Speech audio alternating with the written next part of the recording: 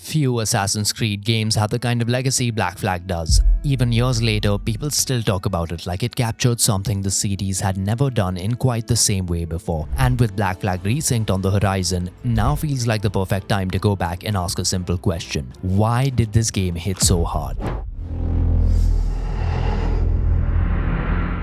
Before Black Flag, Assassin's Creed was defined by dense cities, rooftops, social stealth, and assassinations. You climbed landmarks, blended into crowds, stalked targets, and moved through urban spaces built around the Assassin-Templar conflict. Black Flag kept that DNA, but changed the scale. Instead of one major city driving the experience, the Caribbean became the playground. Cities, islands, forts, shipwrecks, and hidden locations were all connected by the open sea. Stealth, parkour, and assassinations were still there, but now they sat alongside sailing, completely fleshed out naval combat, boarding, diving, hunting, and treasure hunts.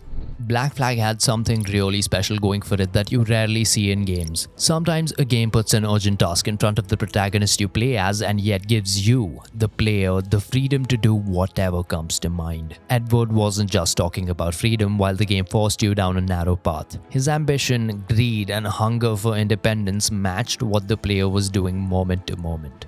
On foot, Edward felt like a pirate first and an assassin second. Dual swords, hidden blades, pistols, smoke bombs, rope darts, and the blowpipe gave you a toolkit that felt aggressive but still sneaky. The sword combat itself is not super deep, but it was fast, flashy, and satisfying. Edward moved like a scrappy duelist instead of a noble warrior. Counters, disarms, pistol shots, and multi-kills made fights look brutal without slowing the game down, which fit the pace perfectly. The naval gameplay was the bigger evolution. AC3 introduced the idea, but Black Flag made it the backbone. Ship battles weren't just side missions anymore. You were reading enemy levels, angling the jackdaw, firing broadsides, using mortars, dropping fire barrels, crippling ships, then boarding them yourself. And boarding was the killer payoff. You didn't just win by watching a ship sink. You swung across, landed on the deck, fought through the crew, killed officers, cut down flags, and took the ship for resources. That made naval combat feel physical. The fight started at sea and ended with Edward's boots on the enemy deck. That's what made the gameplay slap.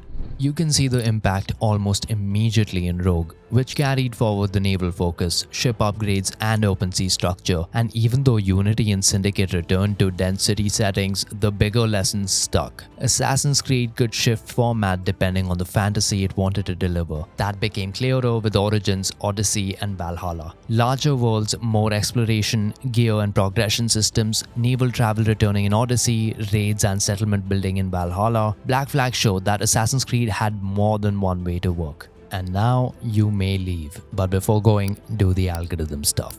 Bye. PlayStation